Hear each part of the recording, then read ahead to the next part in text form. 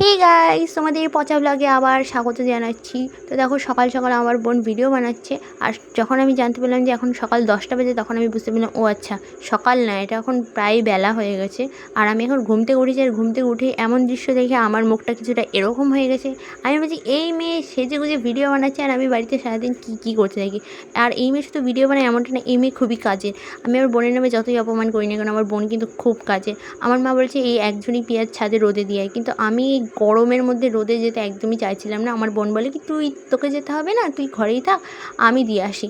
তাই আমি কি ওকে একা একা ছাড়তে পারি বলো? ওর সাথে সাথে আমিও গেলাম। আর ও খালি পায়ে ছাদে চলে এসছে, কতটা মানে কাজের ওর ইচ্ছা, মানে এত কাজ আমিও করি না। তো বললাম এই ছাদে দিতে, ও ওই ছাদ থেকে ওদের বাড়ির ছাদে চলে গেলো, আমার কাকিদের বাড়ি। ওখানে গিয়ে ও মাঝখানে পেঁয়াজ ঢালতে যাচ্ছে। আমি বলছি, না না, ঢালতে হবে না, ঝুড়ি শুদ্ধই দে। তো যাই হোক, ওখানে ও রাখবে বললো। আমি বললাম যে না, ওখানে রাখতে হবে না, তুই বরঞ্চ আমাকে দে, আমি এখান থেকে রেখে দিচ্ছি আমাদের ছাদে। তারপর দেখি ও আবার আম পাড়তে চলে গেলো, কারণ দুপুরবেলা মা আম ডাল করবে, তো তাই ও আমও পাড়ছে। কতটা কাজের, আর আমি একটা বেকার মেয়ে। যাই হোক, তো এখানে আমি স্নান টান করে চলে এসেছি, আর আমি যাবো একটা অনুষ্ঠানে। তো দেখো, আমি এই জামাটা পরবো, তো আর বেশি বকবো না, একবারে রেডি হয়ে আসছি। তো দেখো, আমার বান্ধবীরা এটা ক্যামেরার ধরার পজিশনেও ঠিক থাকে না, কি অবস্থা। আর এদিকে আমি রেডিও হয়ে গেছি, আমি হালকা ফুলকাই রেডি হয়েছি, আমি অত ভারী ভুরি মেকআপ করিনি, আর আমার বান্ধবীও মেকআপ করিনি। আমাকে তো ভালোই লাগছে রে দেখতে। আমাকে সবসময় তো ভালো লাগে কেন দেখতে, একদমই ভালো লাগছে না দেখতে। আমরা যার বাড়িতে যেতাম সেই আমাদেরকে পিক আপ করতে চলে এসেছে, আর ওর বাড়িতে সেই কালী পুজো, সেখানেই আমাদের নিমন্ত্রণ রয়েছে, তাই আমরা এসেছি। আর ওর নাম হচ্ছে তৃষা, আমার নামই নাম।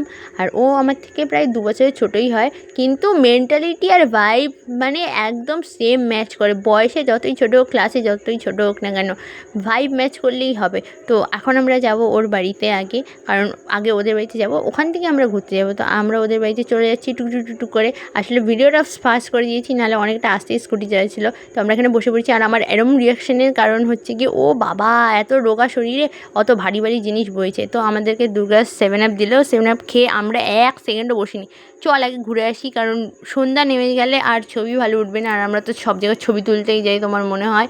হ্যাঁ, তোমার কেন, আমারও তাই মনে হয়। কারণ আমি কোথাও গেলে 10টা ছবি তুলবো না, এমনটা তো হতেই পারে না। আমি আর আমার বান্ধবী মিলে যদি 10টা 20টা ছবি একটা মেয়ে তোলে, ভাবো এত কম ছবি তোলে, কিন্তু 20টা ছবি তুলবো, 20টাই একদম বেস্ট হবে। তো একটা ছবিও আমার বেস্ট হয়নি, কারণ আমি ওখানে বসেছি না, আমার পুরো ভয় হাত পা ঠান্ডা হয়ে যাচ্ছে। কারণ আমি না পিছলে যাচ্ছিলাম, ওই পাথরটার উপরে বসেছিলাম, তো নৌকার উপরে একটা পাথর ছিল, ওই পাথরটার উপরে না আমি পিছলে যাচ্ছি, কিন্তু তাও আমি অনেক ভয়ে ভয়ে হাই হ্যালো করছিলাম, পোজ দিচ্ছিলাম, কিন্তু আমার একটা ছবিও ভালো আসেনি। তো এই যে কালী ঠাকুরটা, আর আমরা বাড়িতে আসলাম আবার ওর। তো এখানে আমাদেরকে প্রসাদ দেওয়া হয়েছিল, প্রসাদটা আমি আমার বান্ধবীকে খাইতে দিলাম। তারপর আমরা খেতে বসে পড়েছিলাম আমাদের মেন প্রসাদ খেতে। তো ওটা ফল প্রসাদ ছিল। এখানে আমরা খিচুড়ি আর কাশ্মীরি আলুর দম খেয়ে বাড়ি চলে গেলাম। Tata, bye bye.